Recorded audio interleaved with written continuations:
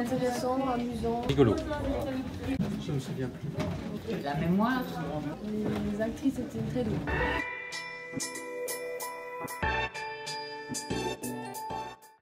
Rendez-vous à Bruxelles pour assister à une pièce intitulée « Une mémoire d'éléphant dans un salon en porcelaine ». À la suite de cette pièce rigolote, nous avons la chance de rencontrer Marie Després, une actrice, et Jacqueline Priseau, actrice et metteur en scène. Voilà, alors Jacqueline Priseau, mais dites Jackie, hein, parce que je suis un peu française, il paraît que ça s'entend. Je ne suis pas gênée de l'être, hein. Mais voilà, donc Jackie Priseau, vous mettez, parce que quand je suis arrivée ici, tout le monde disait Jacqueline, c'est ça? Jacqueline. Je ne pouvais pas savoir, alors j'ai dit on va changer, on va mettre Jackie. Alors voilà, j'ai fait le conservatoire à Paris et puis je suis venue là, mes parents voyageaient beaucoup et j'avais ma grand-mère qui avait suivi son mari, ils étaient français tous les deux, mais mon grand-père a travaillé là. Et donc ma grand-mère l'a suivi. Donc on faisait beaucoup de voyages. Et en fait, quand ma maman était enceinte de moi, ma grand-mère était très malade. Et malgré qu'elle était enceinte de 9 mois, elle a cru, elle, qu'elle allait perdre sa maman. Et je suis née dans le train. Faut pas m'en vouloir, hein, c'est l'amnésie partielle de ma mémoire immédiate. Hein. On ne sait pas d'où ça vient. Ils imaginent que c'est un gros choc, oui. Et normalement, vous voyez, je devrais moins me souvenir, mais là, je ne me rappelle pas de ce choc. Hein. Mais c'est là qu'est l'os, hein, c'est le serpent qui se mord la queue. Donc, je m'appelle Marie Després, j'ai 38 ans, je suis comédienne, j'habite à Bruxelles. Un soir, oui, je suis rentrée à la maison. Oui. Et j'ai trouvé un mot, blindé de conneries, hein, avec une affreuse tache de gras sur la feuille. Bon, me disant que j'étais une femme merveilleuse, hein, qui n'était pas à la hauteur. Tout le baratin habituel du salopard adultère pour faire passer la pilule, hein. Et vous savez jusqu'où il est allé? Non. Eh bien, après avoir repris ses produits de beauté sur la console de la salle de bain, il n'a même pas pris la peine de remettre les miens par ordre de taille. Oh là là, ça c'est dur, hein. Ça il l'a fait pour vous nuire. Enfin, et il a sûrement aussi dérangé l'ordre des croissants des télécommandes. Je me sens bien parce que c'est un rôle de composition, je ne suis pas vraiment maniaque dans la vie, enfin pas à ce point-là, mais non, c'est très gai comme personnage, et puis surtout de jouer avec Jackie. Tu l'as voulu? Tu l'as eu. Quoi? Non, non, écoute, je suis dans la salle d'attente du psy, là, je... Oui, Manon, ma chérie. Manon, ma puce. Manon, ne sait pas. Je sais bien que papa ne pleure pas. Papa ne pleure jamais. Il faudrait qu'il ait un cœur pour ça. Dis à papa qu'il a voulu la garde alternée et qu'il doit assumer.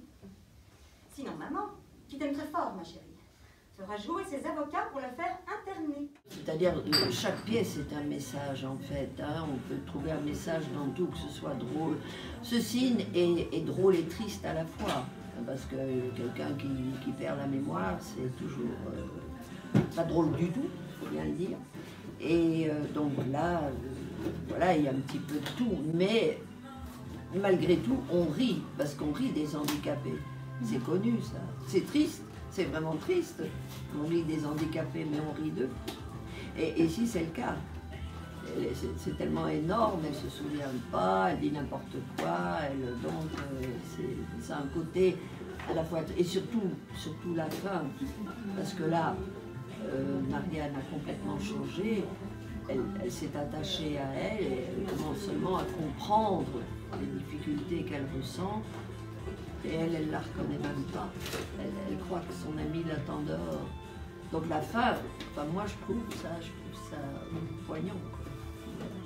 Oh, excusez-moi madame, vous pouvez vous pousser un peu là? Mon amie Marianne m'attend dehors.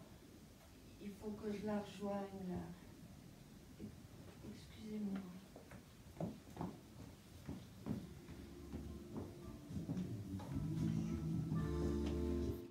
J'ai joué tellement de rôles ici. Ce que moi je n'aime pas en tout cas, c'est jouer toujours le même genre de rôle. En principe, je n'aime pas les choses drôles, du tout. Voilà, pourtant je fais rire. Mais enfin bon, Je n'aime pas vraiment les pièces comiques. J'ai joué, enfin au conservatoire, je n'ai fait que de la tragédie. Je n'ai absolument rien fait d'autre. Mais j'aime pas faire tout le temps la même chose. À chaque pièce, ça doit être différent. Dans ce que j'ai vu la fois dernière, j'ai cette chance. C'est vrai que j'ai fait à peu près tous les personnages. J'ai fait des criminels, des putains. J'ai fait vraiment tout. Le blaireau, vous, monsieur le renard, hein? Ah, vous ne répondez pas, là, hein? Ah, ça, bien sûr, hein? J'ai posé des questions, il n'y a plus personne, hein? Oui, c'est comme Claude Barrault et Tony Parker, hein? Vous allez finir de la traumatiser, la Marianne. Dites, vous savez qu'elle va téléphoner à la princesse Diana, hein, si ça continue. Et vous dites, allez un petit peu, là, réenregistrer les élucubrations que personne ne connaît, hein. Je ne vous salue pas, monsieur. Au revoir, monsieur. Oh, enculé. Alors, je pense que si tu vas voir la pièce dans un autre théâtre, elle sera certainement tout aussi bien jouée, mais ce sera une toute autre mise en scène. Un metteur en scène a toujours une idée de la pièce qu'il va monter, heureusement d'ailleurs, et qu'il faut qu'il communique cette idée aux comédiens. Elle est terrible, hein, franchement. Ma terrible comédienne, là, il faut qu'il communique tout ce qu'il a en lui, et la comédienne ou le comédien peut dire ben non, là je suis pas d'accord, on peut toujours discuter. Mais on a une petite idée au départ, et voilà. Mais moi, j'ai eu la chance de mettre que des pièces que j'aimais en scène et de les jouer en même temps, quelquefois. Une seule fois, et là je vais rien citer, une fois j'ai dû mettre en scène une pièce que je détestais et que je détestais jouer, c'est très dur ça. Je détestais la comédienne, on était deux aussi. Je détestais la comédienne, je détestais la pièce, j'avais eu horreur de la mise en scène et pourtant je l'ai fait. Pourquoi? C'était pas dans ce théâtre-ci. On comprend dans toutes les langues. Si tu vas voir l'éléphant dans le magasin de porcelaine dans un autre théâtre, tu verras peut-être quelque chose de tout à fait différent. Tu peux déjà, si tu veux, aller sur Internet. C'est Internet hein, qu'on a vu ça. Il y a deux comédiennes à Paris. Ah mais non, ce ne sont pas des Parisiennes. Je crois pas. Françaises. Elles sont françaises, ouais. Oui, je crois. Eh bien, moi, pas avant de la mettre en scène, hein, parce que ça, il ne faut jamais faire, aller voir ce que les autres ont fait, ils font ce qu'ils veulent. Je suis allée voir après. Moi, je ne comprends pas. Ça rit tout le temps, elles sont folles toutes les deux. Moi, je trouve que c'est justement la différence entre les deux personnages qui est attachant. Parce que c'est une progression, elle est vraiment, sans jeu de mots, elle est vraiment progressive parce que petit à petit elle commence à la comprendre. Et l'autre, ça lui fait mal par moments, et puis elle s'en fout. Avec ça, je crois que les gens qui ont une tumeur, ils n'ont pas la même façon de réagir.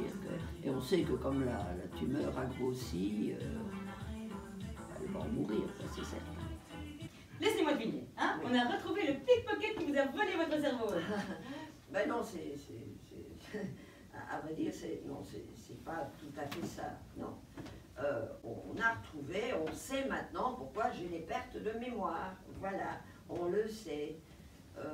En fait, je vous explique, hein. J'ai eu un accident de voiture, et là, oui, j'ai un petit peu perdu la mémoire. On me fait pas cette tête-là, hein, ça c'est pas bien grave, hein, non, mais ça va me revenir à un moment ou à un autre, hein, ça va me revenir, hein. Mais oui, mais seulement on ne sait pas exactement ce qui s'est passé avant. Il y a toutes les raisons de graser à deux. Bon. On a beaucoup aimé la pièce parce qu'elle était très drôle, et il y avait beaucoup de quiproquos et tout ça, et puis les comédiennes s'entendaient bien entre elles, du coup, et ça se voyait, du coup c'était quand même très agréable à suivre. Mais il y avait quand même un côté assez triste puisque l'élément principal de l'histoire, c'est de faire passer un message comme quoi il y a donc une des deux femmes qui est malade et la maladie s'aggrave en fait au fur et à mesure de la pièce. Et c'est vraiment ça qu'il faut regarder, qu'il faut repérer. Et on voit vraiment à la fin qu'il y a un élément bouleversant. Maintenant, si vous voulez voir lequel c'est, il faut aller voir la pièce.